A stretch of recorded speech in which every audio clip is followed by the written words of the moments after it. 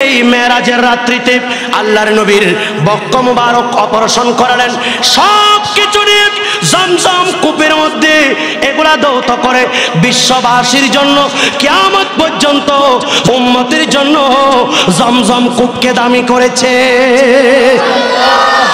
आने वाला है महबूब मेरा, आने वाला है महबूब मेरा, अर्श कुर्सी फरिश्तों सजाओ, सर दो कर दो जहन्नम की आतिश और जन्नत का दुल्हा बनाओ। उम्मे हाने के घर कमली